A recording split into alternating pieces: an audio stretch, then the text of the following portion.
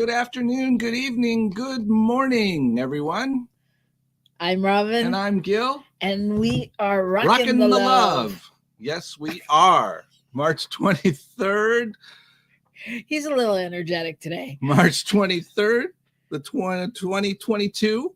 And we are into our 12th episode today. Did you know that this is our 12th episode? Give us a round of applause. Woo-hoo! Woohoo! We should get prizes. We should get a prize. Oh, wait.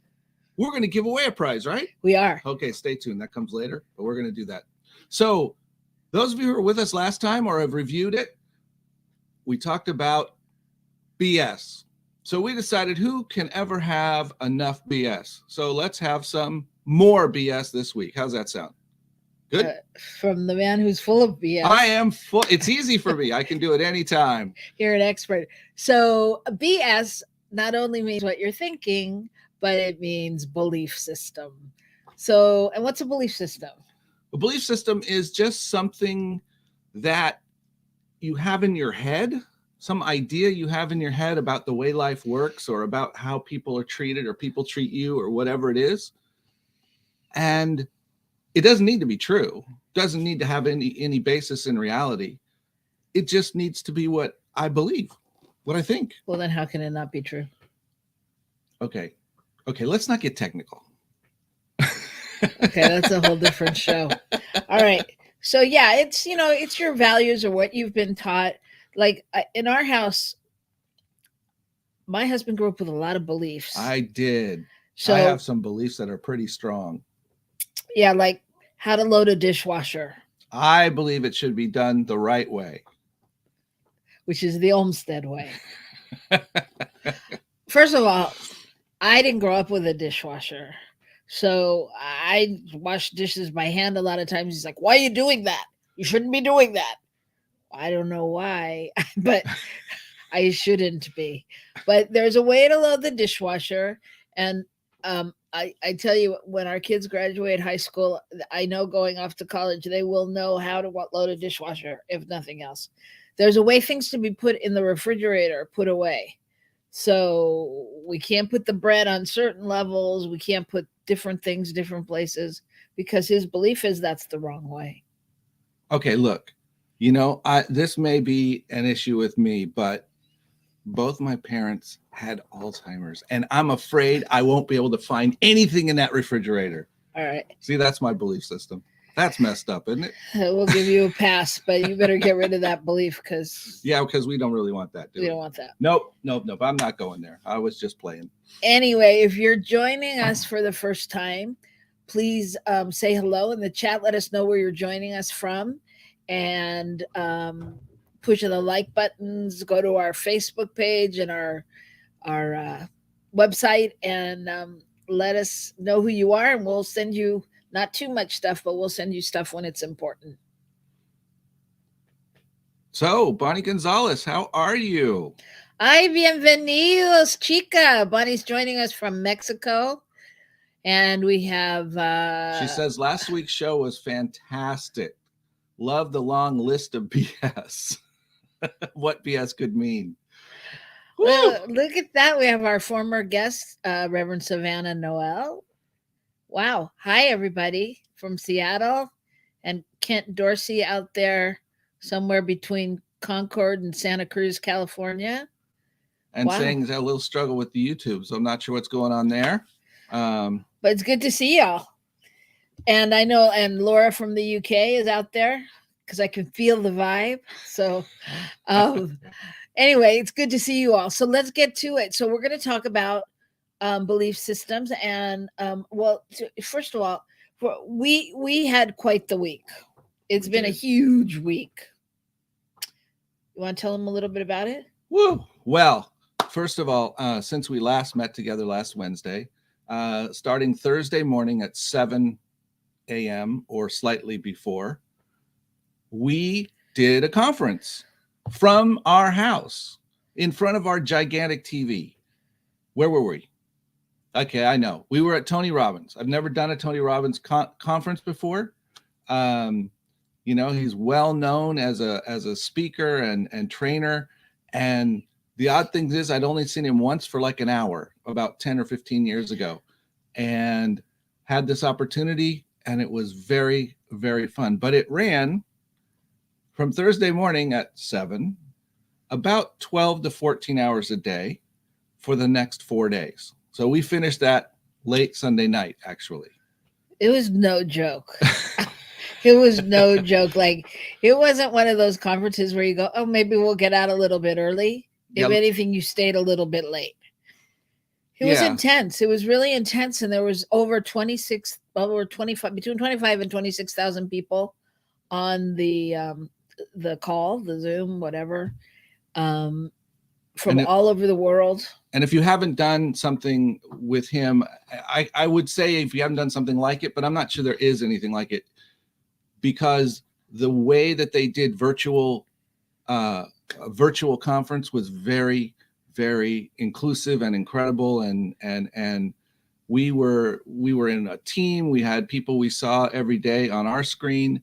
Then they had all the screens around that he was looking at, and he would pop in and talk to different people. So it was constantly interactive, even though the illusion was that, it's a virtual conference, how fun could it be?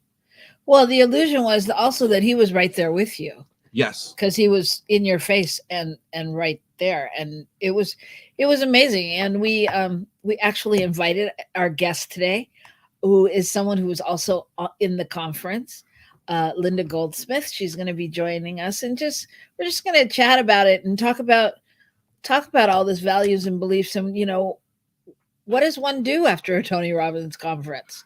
Where do you take that? What do you want to do? What happens inside of you? So we're going to be talking about that. So we're excited you're all here. And as Bonnie said, I have to address this. It is not her first time here. Yes, Bonnie, you're right. I neglected to say that this is the Bonnie Gonzalez, your doula for grief. And she is on Mondays at noon, and with a fabulous show, as is Laura in the UK. She is on Mondays at, I'm talking Pacific time, sorry. Noon Pacific, and Laura is on at 9 Pacific. Yep. Yeah, so look at this support from our network. So glad to have you all here. See, we're a family. Anyway, so I'm excited to share. So tell more about your week. So why was Tony Robbins so impactful for you? Well, it was, the conference itself was great, and a lot of the stuff was there that, as you and I have talked and others have talked, is nothing new, but it's packaged and delivered and reminded me of many things, and helped me to pull myself out of some things that I was dealing with. So this week, I was waiting for news on a job that I applied for, and I was really excited about this possibility. It sounded so good. I was so interested. I so loved the people involved, and I was really ready to jump in. And on Saturday, about midday or so, I got a text or an email. I don't remember which they sent it in first, but I think it was an email, and sent me a really nice letter informing me that I would not be the one chosen for the job. And what was interesting was that I couldn't help but continue to be in this place of positivity and hope and stuff, because I had been in this conference already for 2.5 days, and I'd already realized that a lot of the time when I go into that place of depression, it's just an idea in my head. It's just an idea I've had. And so it was really great to be in the midst of something like that, and to be able to process my feelings, but process them very quickly, and to know the truth, and to know hey, another opportunity is before me. There's plenty of opportunities before me. And, now I get to experience my own sermon from a couple of weeks ago. So anyway, that's part of why it was so interesting to me. It felt like it was fortuitous it was really helpful to be in that space. Well, I think it was also, I mean, I think it's because as you're in these seminars, you're literally letting things go out of your body. You're dancing, you're shaking, you're moving, you're screaming, you're yelling, you're jumping. You're I mean your whole mind body is connected. And for you that's an important part of the process. Yep, it is. Because what happens is if you don't get it in your body, you don't get it. I don't get it. And if I don't get it out of my body, I don't get it out. I mean, it's except a both with and. me. Well, yeah, I get it out eventually. But... yeah. I mean, you don't get it out in a positive, healthy way, that's good for a relationship. No, really. Because these are the things too in a relationship, whether it's whatever kind of relationship it is, but especially in a marriage, partnership, relationship. If you're holding on to things and you're not wanting to express, the feelings and the angst and the I'm not good enough and all the things that start to spiral down, you're still showing up and having that in your body with me. Mm-hmm. And then I'm like, what's the matter? Why are you so blah, blah? You did a good job. And then my inner cheerleader or whatever goes into action and is like, no, come on, we can get him. We can do it. We can do it. And you were the best. And la la la. And you go. And that makes me crazy. Right. Right. But this is so important because, and I've been thinking about this a lot actually, that, in a relationship, it's like we each bring our luggage to the situation, right? Mm-hmm. And we have to unpack it and figure out what it means. I mean, if it's your favorite, pair of sweatpants, and I'm like, those are so disgusting. You need to get rid of those. I mean, we've got to find the balance. Or if it's my little black dress and you're like, that doesn't fit you anymore. And I'm like, no, really, it's so cute. It's so good. I mean, but it's finding out really the nuances of what the black dress means or why this, what I mean? Am I making sense? Yeah. Yeah.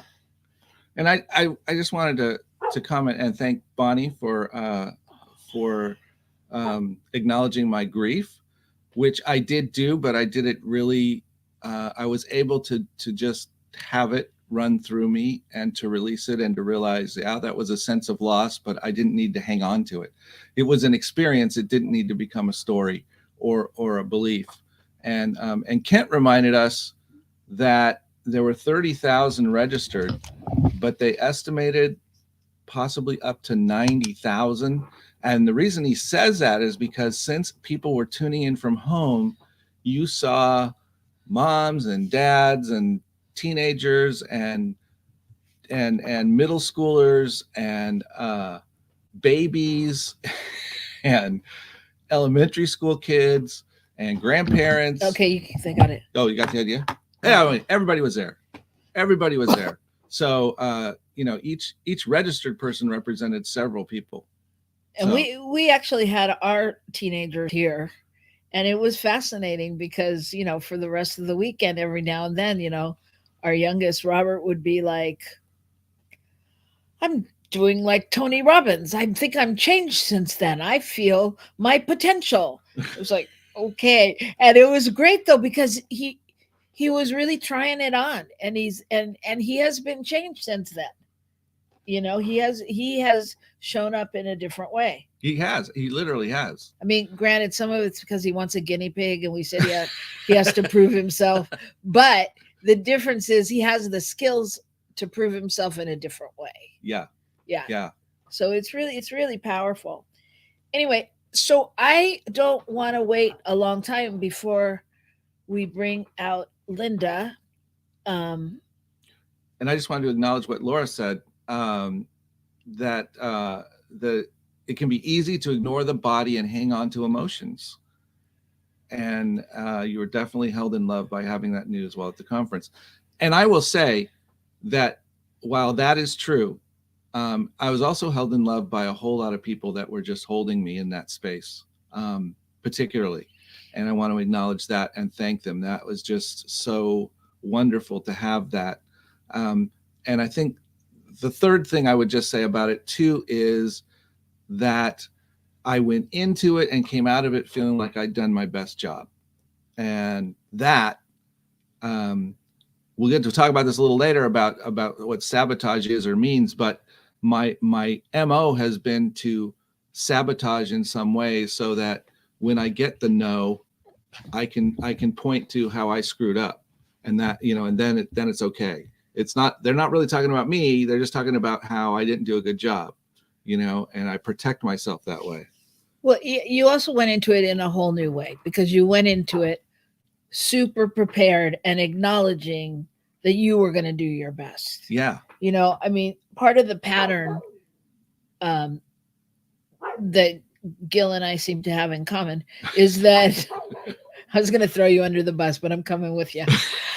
Part of the pattern is that we know we can do what our 95% is good enough. Other people think, oh my God, that was amazing. And we're like, oh, thank God, we put it together at 3 a.m, or we didn't really write the notes down, or whatever piece of it, so that if something goes wrong, we're like, oh yeah, we really should have spent more time. Well, we didn't do this, we didn't do that. And instead of doing like that pattern, he got a coach that said, you're not doing that pattern. You're going to go in prepared. You're going to have your talk before midnight on Saturday night for Sunday. And you're going to know what your talk is. It's not going to be like you're winging it and letting the divine come through. When the divine comes through, he'll knock your notes out. It'll be fine. So you went into it in a new way. And you said something a minute ago. You said the experience doesn't need to become a story. And I think that's so powerful.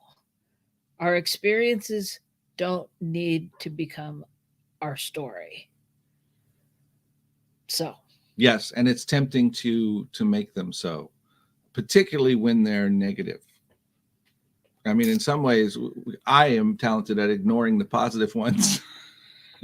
Right. And glumming onto the negative ones. Well, and it's not even, I mean, yes, I get it. They are positive and negative, but it's not even that. It's about what story serves us in the moment. Yeah. So think about that, get something to drink.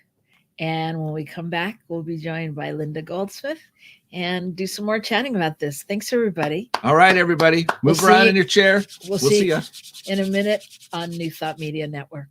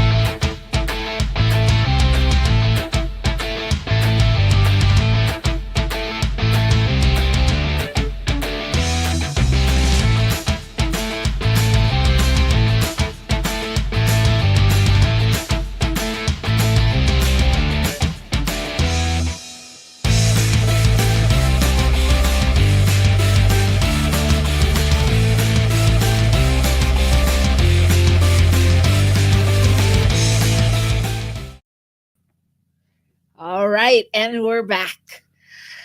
Yay! I'm Gil. I'm Robyn. And this is Rockin the Love.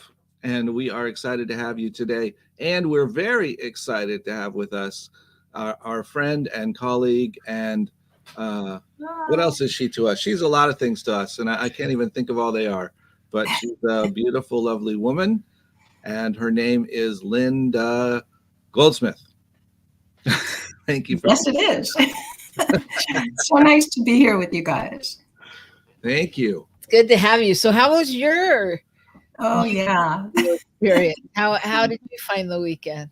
Oh, they kept saying to us, your life will never be the same.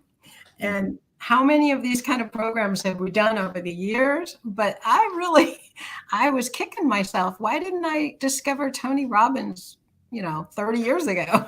I wish I hadn't waited so long. It was fantastic. And as you talked about, part of it was the amazing technology. When I was thinking about how, we do breakout groups all the time on Zoom.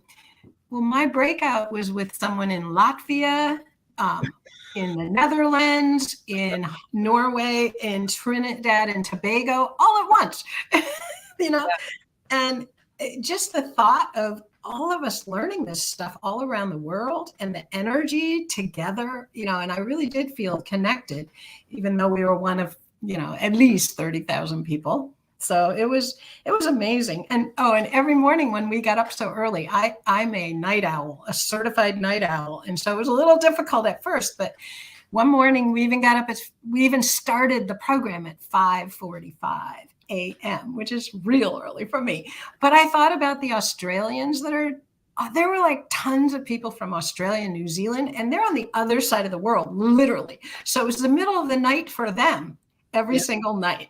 And they did it. So, what do I have to do to complain? So the moral to the story is we all need to fly to Australia because we're all night owls to take the next. We could do it all night. Yeah. Yeah. Well, I wanted to comment, Linda. You said, why didn't I find this 30 years ago? And I had that discussion, I think, because we couldn't have found it 30 years ago for two major reasons. One is I wasn't who I am today then, as you aren't who you are today, right? And right. So, our openness, our willingness, our whatever would have been different, totally different. And secondly, in observing and seeing, and even in watching some of the clips they use from older stuff, he was different. He was different. He moved through a transition, and I think Tony has moved into a space where he embodies more of what we've all been trying to embody and come into, which made it easier both to hear him, and also I think what he said was a little more relatable. Absolutely, I agree. Yeah, I think he's back in the day he was trying to prove himself, and now he's relaxed into who he is and what he believes, so it was fascinating. I mean, I did know of Tony Robbins, 30 years ago, and I did see him in a thing, and I was like, yeah, no. I mean, first of all, he was yelling at me. Right. I was like, dude, you're yelling at me, and I was like, yeah, that's not going to work. And, now you get that. I mean, now, first of all, he doesn't yell as much. He can't because his voice is gone. But I mean, you get that where the passion's coming from. And yeah, it was very different. It was a surprise. I will say that. Yeah. So speaking of yelling, I'm sorry, Gil, but I got a kick out of the fact that I love to yell. I had no idea. But since when do we yell at the top of our voice, And we did it all day long. And I love to move around. And I got it that by doing that, sometimes in the beginning, it was like, oh no, we have to do this again. But I got more and more energized by it. So now the trick is to keep doing it and to let my neighbors know that I'm okay. And it's okay that I'm yelling because I'm yelling with joy and excitement and energy. So, yeah. So you want to demonstrate your move and your sound right now? All right. He kept saying, "Make your move." My move is this. All right. Yes. Yes. Okay. All right. And it feels really good to do that. So, It is, and even if you can't do it, even if you're in a meeting or you're in public or whatever, you can feel it. You can go back to that place where you're sitting, where you know you've landed a point or something, and you're like, yes, and you know that feeling. Our producer knows that feeling. He's yesing and dancing in his little box. Perfect. I want to say hi to Wayne and our space cowboy out there, and just thank you for joining us. Um, and then we got asked a question that you were gonna address Okay, which one that is I'm it? looking for. Uh, Okay, I'm not sure what it was. How do you prevent making a story? That's what. Thank you. Very good.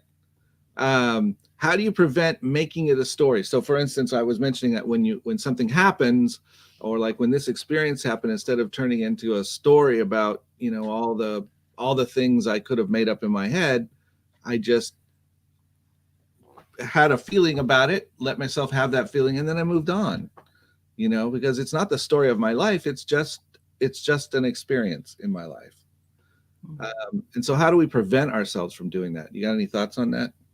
well, I mean, I think what you just said, and I think it comes from a deep knowledge of knowing who we are.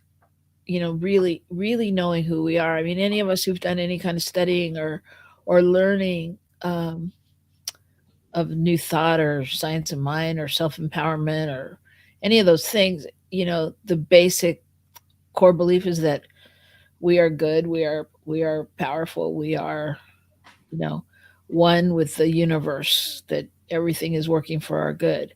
And on some level, we have to really believe it, that it's happening all the time, not Monday through Friday, 9 to 5, not, you know, all the time, 24/7, no matter what it looks like. And I think that's a lot.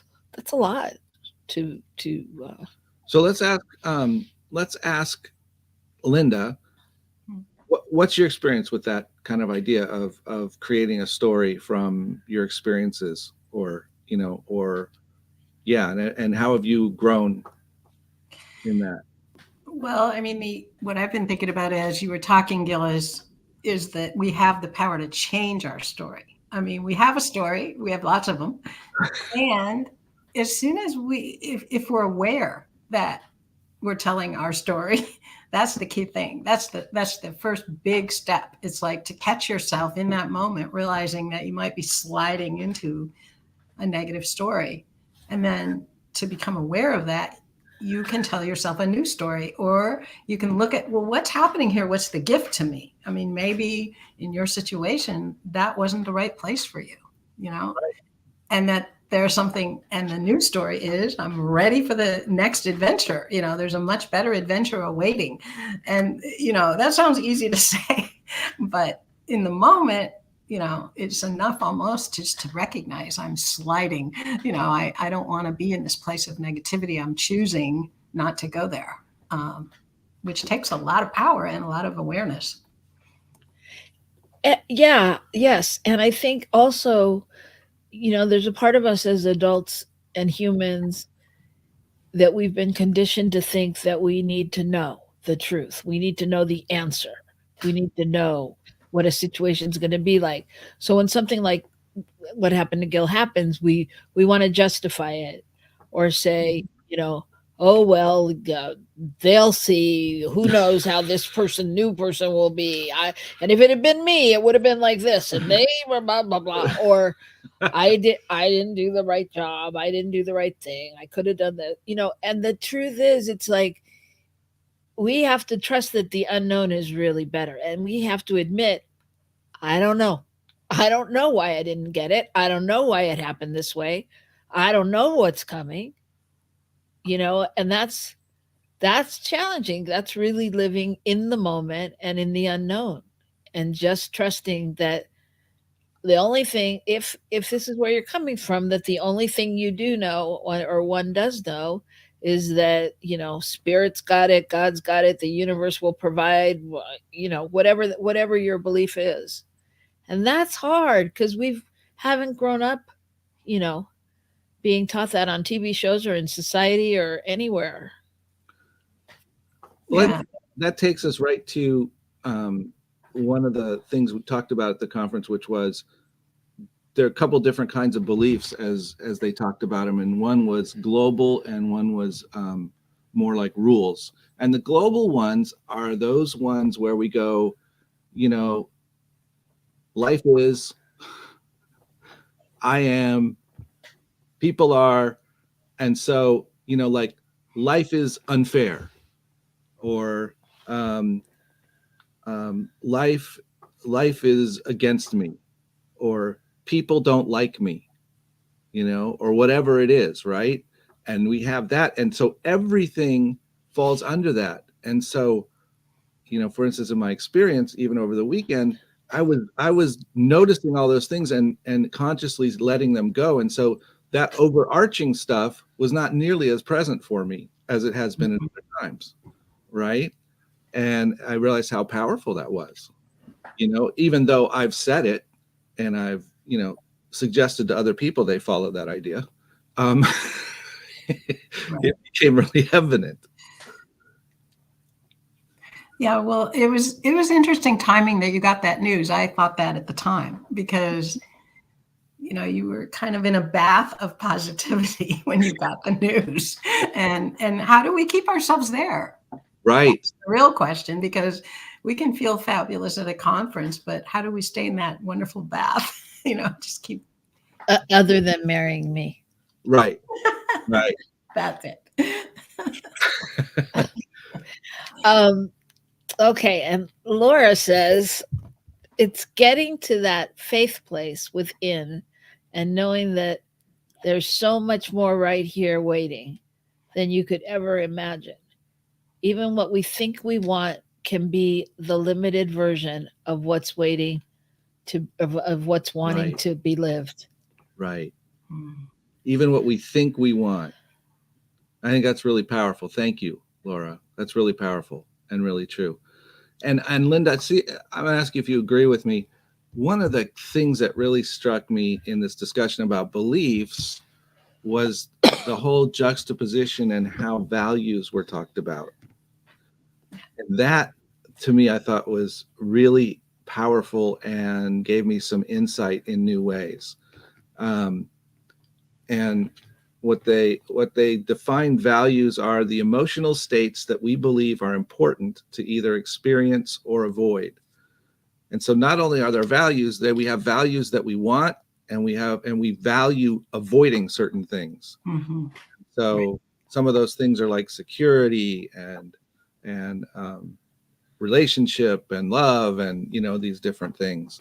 And I thought it was fascinating because we can find ourselves running into ourselves with these values.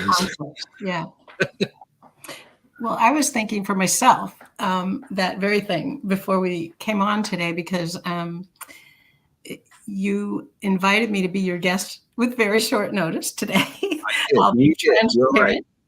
And I have a very busy day today, but at the conference, that one of the big beliefs that I uncovered about myself is that I want to be invisible. I also uncovered a belief, or I'm not sure what it is, a value that I want to be significant, that I want to matter. So it's kind of hard to be invisible and matter. You know, it really is. And I've lived my life that way. And it was very interesting to see how much in conflict those two things are. So today I get a phone call at the last minute. Do you want to come on a radio program and be visible? And I'm like, well, I'm really, really busy today. And I am. But I walked away. I said, you know what? The new me wants to matter. You know, I want to be visible if I have something to say and offer.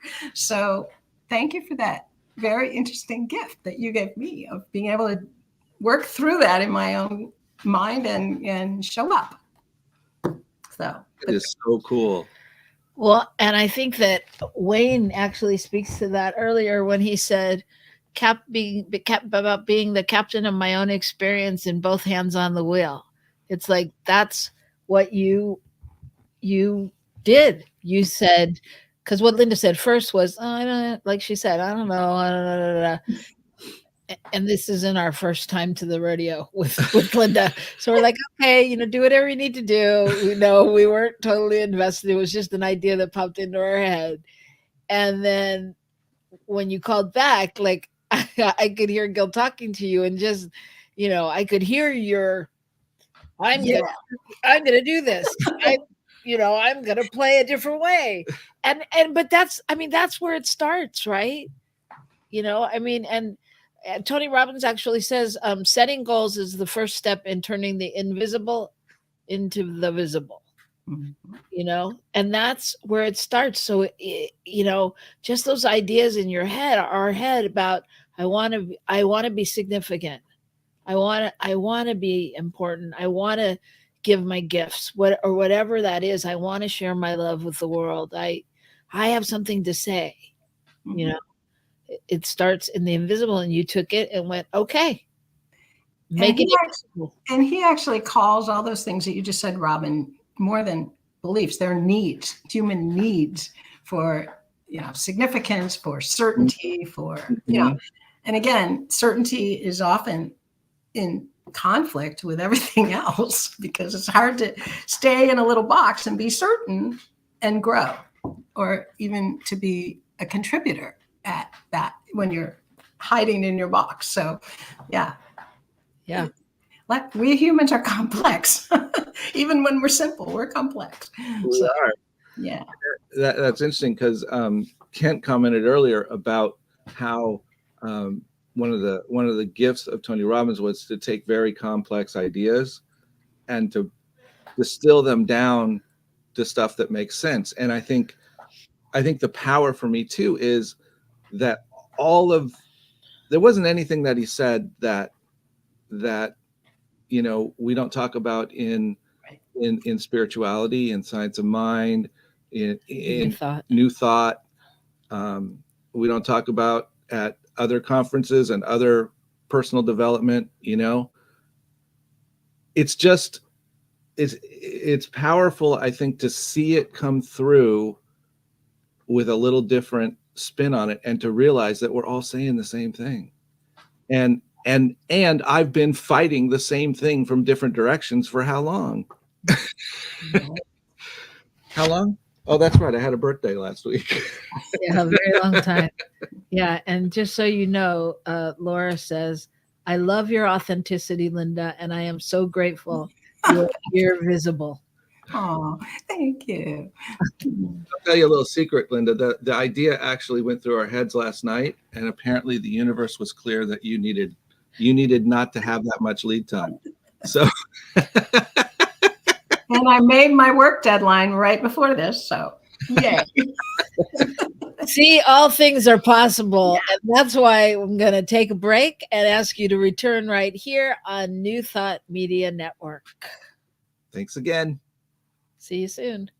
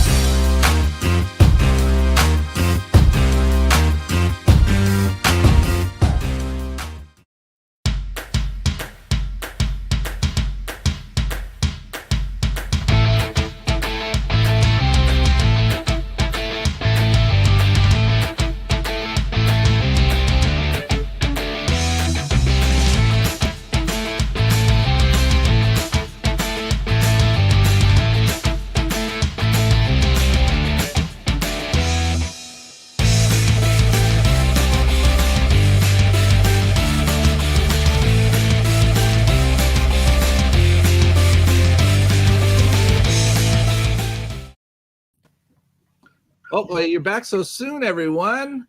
Wow.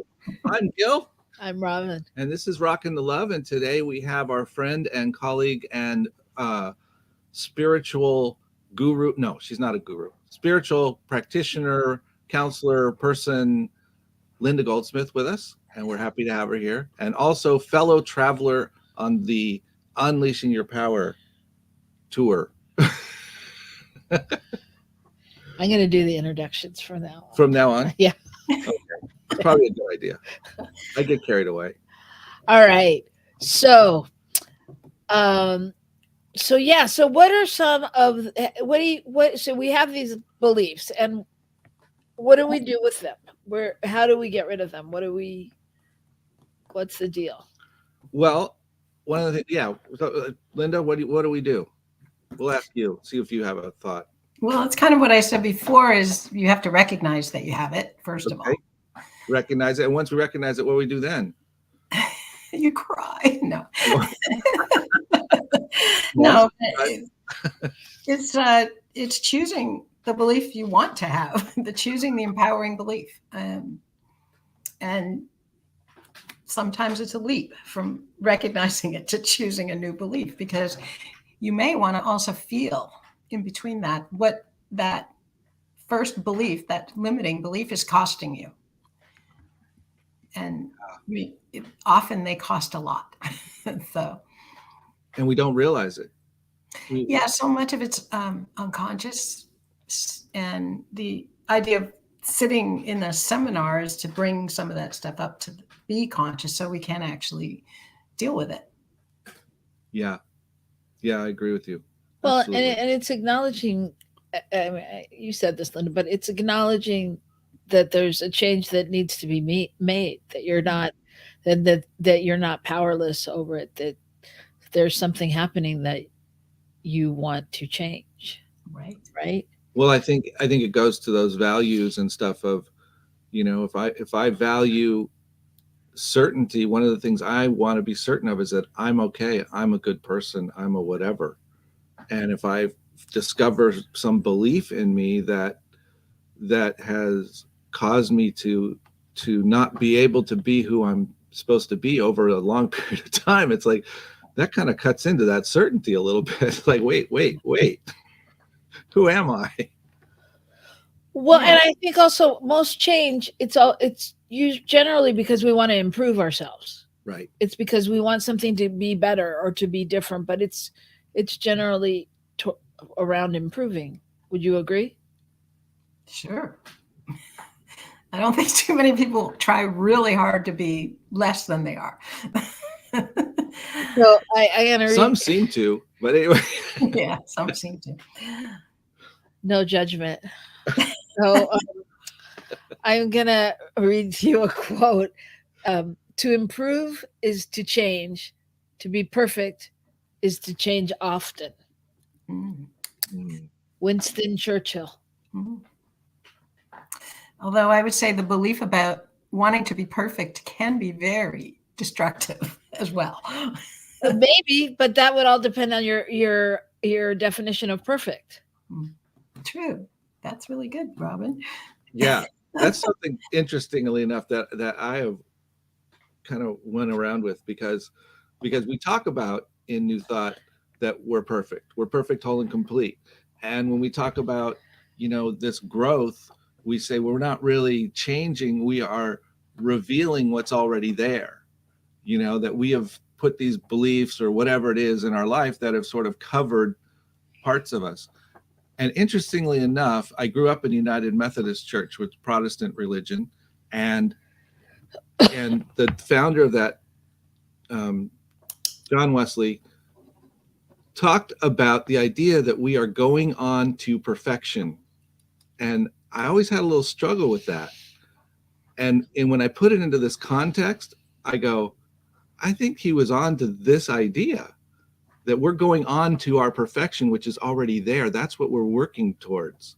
It's not that we are revealing it. Yeah, we're working towards revealing the perfection that's there. It's not so much that we're trying to make ourselves perfect. It's getting in touch with the perfection that's within us. Well, I think as I was studying science of mind, I used to have an editing business. I used to be an editor, and I still do editing sometimes now, but I used to love it. I used to love finding what was wrong and then making it right. Uh-huh. And it was so easy to do as an editor, right?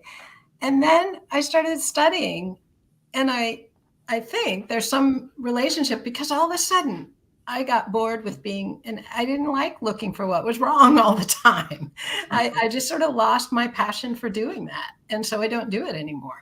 And it was just an interesting twist on the needing it to be perfect. You know, I had a job where supposedly I was making everything perfect, and I just lost interest in doing that. So Well, I think that goes to the idea that, in fact, it's not about making it perfect, right? It's about allowing it to be perfect. hard Right? to do as an editor. Well, yes. Yes. I mean, yeah, you know, we run into some conflicts with some of that. Yes. But you know what I'm saying? It's Yes. moving that idea of looking for what's wrong to appreciating what's there. What is, yes. Right?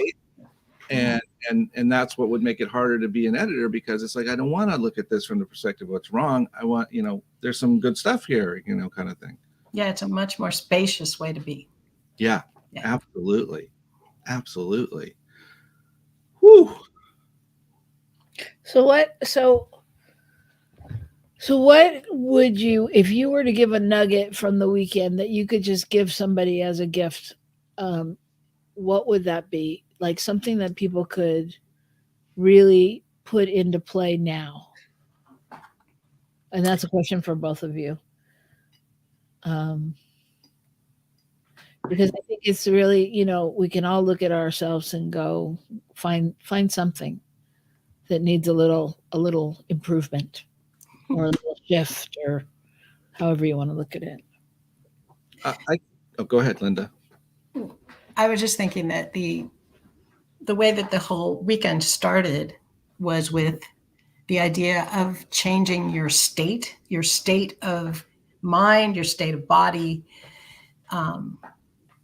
And to me, what I got was how much more open and excited I am about life when I'm energized, when my body is energized, when my that tends to quiet my mind, ironically, and it's so easy actually to put ourselves in that state, and it feels really good. And then from that place, anything's possible.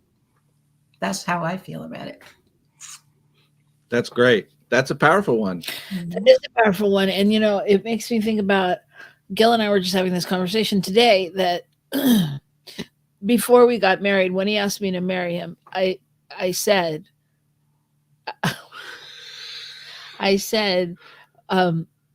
you tell me. Revealing personal moment. Okay.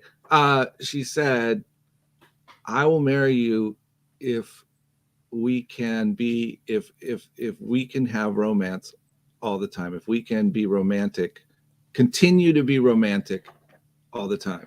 If we can commit to like not losing that thing you have when you're first in a relationship. I know relationships change and things change and all those things, and that things are different, but to not, excuse me, to not lose that spark, that magic. And what that brings up, the reason I bring it up is that what you just said, you said about the movement and moving your body. And I was thinking, oh, well, then as people get older, they get more lax in things and less energy around something, even, I mean, not even just, I mean, physical, and just, you know, as you're more comfortable in relationship, you just start to let things go.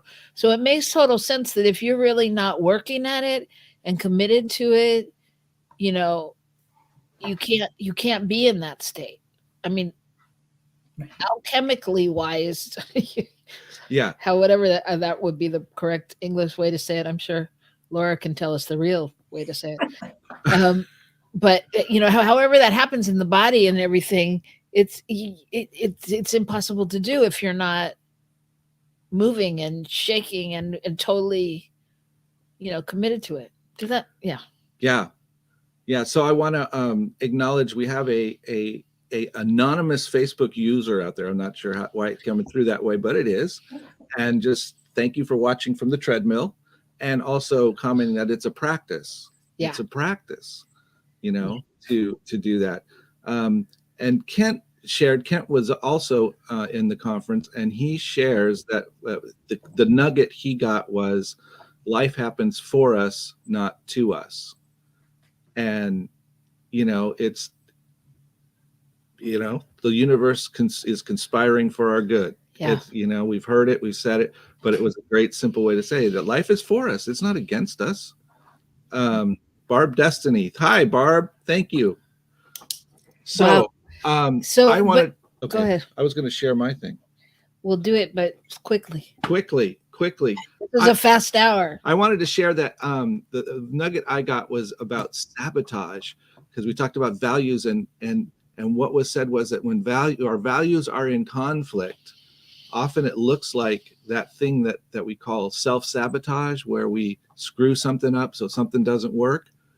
And that's been something that I've seen in my life.